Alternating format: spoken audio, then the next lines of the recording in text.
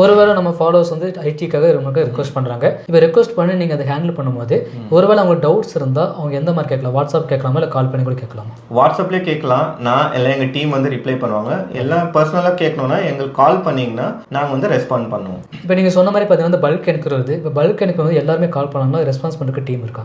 கண்டிப்பாக டீம் இருக்குது. எங்களுக்கு வந்து மினிமம் ரெஸ்பாண்ட் பண்ணதுக்குனே செப்பரேட் டீம் வச்சுருக்கோம். அவங்க வந்து உங்களுக்கு ரெஸ்பாண்ட் பண்ணிடுவாங்க. சப்போஸ் நீங்கள் எங்ககிட்ட 1-on-1 கன்சல்டேஷன் இருந்தால் நீங்கள் வாட்ஸ்அப் பண்ணிட்டீங்கன்னா என்னோட ஃப்ரீ டைம் பார்த்து நாங்களே உங்களுக்கு வந்து கால் பேக் பண்ணுவோம். இப்போ நம்ம ஃபாலோவர்ஸாக இருக்கட்டும், நம்ம ஸ்டூடெண்ட்ஸாக இருக்கட்டும், நம்ம மூலிமா வந்து ஐடி ஃபைல் பண்ணுறதாகட்டும் இல்லை ஜிஎஸ்டி ஃபைல் பண்ணுறதாகட்டும் இல்லை மற்ற டேக்ஸ் கன்சல்டன்ட் மூலிமா வந்து ஐடி ஃபைல் பண்ணுறதுக்கும் என்ன டிஃப்ரென்ஸ் இருக்குது? ரெண்டாவது நம்ம மூலியமாக ஃபைல் பண்ணுறதுனால வந்து சார்ஜஸ் ஏதாச்சும் ரிடியூஸ் ஆக சான்ஸ் இருக்குங்களா? இப்போ பார்த்தீங்கன்னா எங்களுக்கு 8+ இயர்ஸ் எக்ஸ்பீரியன்ஸ் இருக்குது. அதுக்கப்புறம் வந்து 3 ஸ்டேட்டில் வந்து எங்களுக்கு வந்து பிரான்ச்சஸ் இருக்குது. அதனால வந்து எங்கள் டீமும் ரொம்ப பெரிய டீம். வந்து ஈச் ப்ரோசஸ்க்கு வந்து செப்பரேட் டீம் இருக்குது. ஸோ அதனால வந்து குவிக்காகவும் அக்யூரேட்டாகவும் எங்களால் ஐடி ஃபைலிங் பண்ணி கொடுக்க முடியும். செகண்ட் வந்து தமிழ் ஹார்மோனிக் ராஜ் மூலியமாக வரதுனால எங்கள் ப்ரைஸஸ் வந்து அஃபோர்டபுளாக தான் இருக்கும்.